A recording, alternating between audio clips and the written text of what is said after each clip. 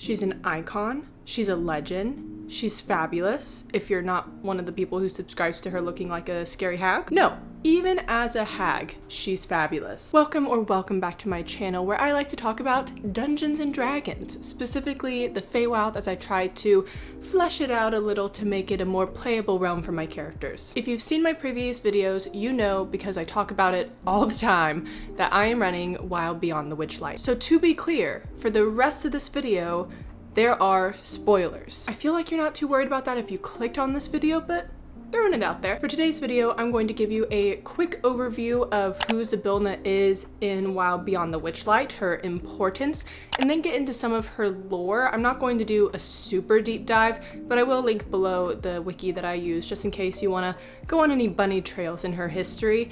And then I'm going to talk about things that I've added to her character, to her story, to kind of jazz up everything a little bit. I feel like it's a common complaint right now that these source books just could have more in them, and yeah, I'll get into what I did to add more for her. In the Wild Beyond the Witchlight, Zybilna is the archfey over Prismeer, a sort of pop-up side realm in the Feywild. In the story, there are 3 hags who freeze Zybilna in time in her palace and then take over the realm. The last location in the campaign is the characters going into the palace and trying to finally free Zybilna after going to each of the 3 realms to either fight or make deal with the hags.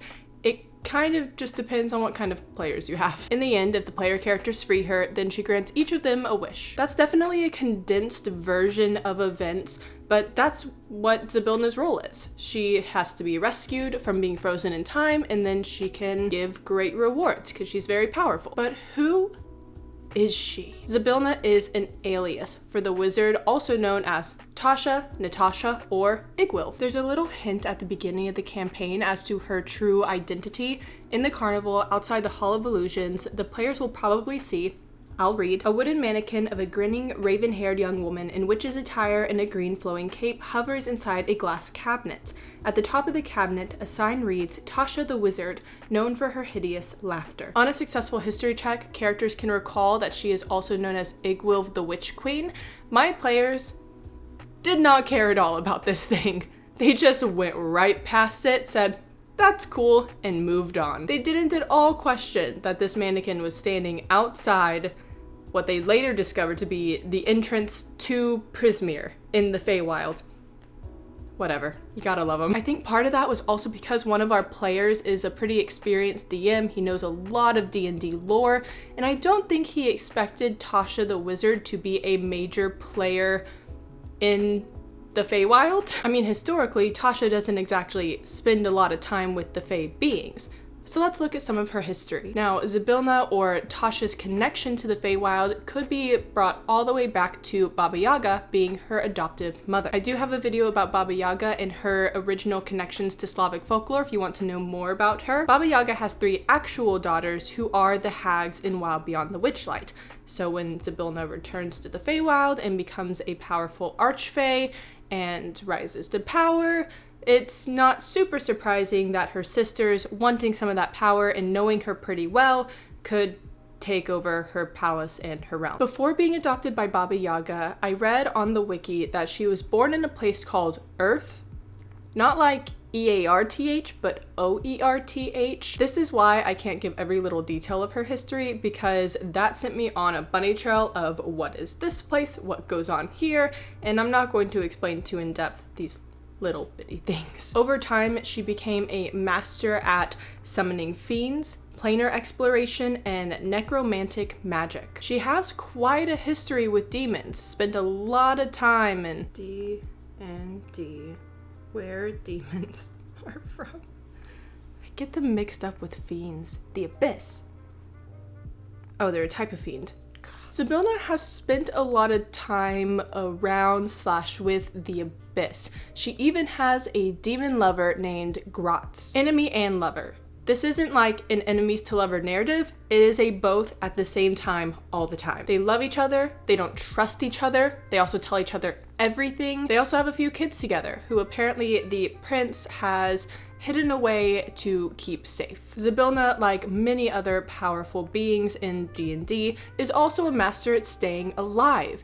She is immortal unless killed. If you're in the D&D world, you may also know that there is a book published by Wizards of the Coast called Tasha's Cauldron of Everything, which throughout it has little snippets of writing that are supposed to be her. They're sort of witty and quippy. That's because on top of creating a number of spells, Tasha also writes books. There are a number in the D&D realm that may be penned by her. Like I said, link below if you want to know more about any of this, but that is an overview of who she is, what she's interested in, and where she's from. Where did you come from? Where did you go? Where did you come from? Tattoo-eyed Tasha. So what have I done to add to her character, beef up her history a little bit as regards Wild Beyond the Witchlight? I feel like this goes without saying, but the lore that I have added to her story is not canon, and it is a little bit of a stretch, but I think it works really well for me and maybe for you. In the book, there are 5 main sections. There's the carnival, there's the 3 realms called Hither, Thither, and Yon, and then there's the palace. What the characters do in the carnival can impact future events, but in really minor, small ways. Honestly, the carnival kind of becomes irrelevant after they leave it. The carnival is run by characters named Mr. Witch and Mr. Light, who are Shadar Kai, or Shadow Elves from the Shadowfell. Mr. Witch and Mr. Light did not always own this carnival. They owned a different one from the Shadowfell that was gloomy and depressing, and at some point, their carnival came across this other fun, magical, whimsical carnival. The owner of that carnival and Mr. Witch and Mr. Light ended up having a night of drinking at which they decided to swap carnivals, and whenever they would intersect again, they would switch back. Mr. Witch and Mr. Light don't want to switch back, and so when the hags took over Prismeer, they made a deal with them that they would never intersect as long as other things could happen, and that's not as important. For this video at least. It's very important in the whatever. I promise this is all relevant, because the Witchlight Carnival is also patroned by Zybilna, and so that's why there's a connection to Prismeer in the Hall of Illusions. I wanted a closer connection between the two. I wanted Mr. Witch and Mr. Light to have more motivation for taking over this carnival than just a silly night of drinking. Let me read you the first half of a sentence on Mr. Witch and his background. Witch, who used to go by the name Nerix Crumple, spent his youth as a homeless orphan. Stick with me here. As a homeless orphan, Nerix, or Mr. Witch, eventually grew up to meet Mr. Light and create their own carnival, and I'm not changing that. What I'm adding is that Nerix is also the adoptive child of Zybilna. The only thing I haven't figured out is why she would adopt him.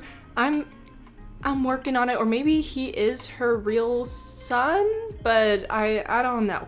Anyway, what I've decided is that Nerix was originally being raised in the palace in Prismeer, and when the hags took over for his own safety, he either ran or was able to teleport away, or maybe Zybilna at the last second did it, to the Shadowfell, where he would originally be from, which then makes him a homeless orphan, and he eventually, has all the history laid out in the book, and then when he has the opportunity to switch to a carnival that is patroned by his adoptive or real mother, he's gonna take it. In this version of events, he's a little more cunning. It wasn't a night of silly drinking. Everything was very intentional on his part to try and get back to Prismeer and sort of look over the realm that protects it, and maybe help out some adventurers looking to perhaps free her. It's clear in the book that Mr. Witch and Mr. Light don't like working with the hags. They would probably like Zybilna to be freed, but they have to be very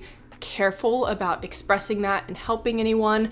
But Mr. Witch, I like to think, is cunning and could do that. When the players get to the palace, what I want them to do is find his room. In the book, there is a tall part of a spire with a room that's sort of overtaken by vines, and I just want to edit it a little, make it look like a child once lived there. I also want to put a chest in that maybe looks like a big top. Now, what I've also done, and I'm a big proponent of beg, borrowing, and stealing when it comes to DMing, but when I'm making content on the internet, I need to cite people. Some of you may have heard of Legends of Evantris. They are also running The Wild Beyond the Witchlight right now on Twitch. You can also find it on their YouTube channel, and their beginning opening poem is sort of geared towards each of their player characters, and that is what I have borrowed. The poem involves a little prince looking for different items on a journey through the seasons to eventually help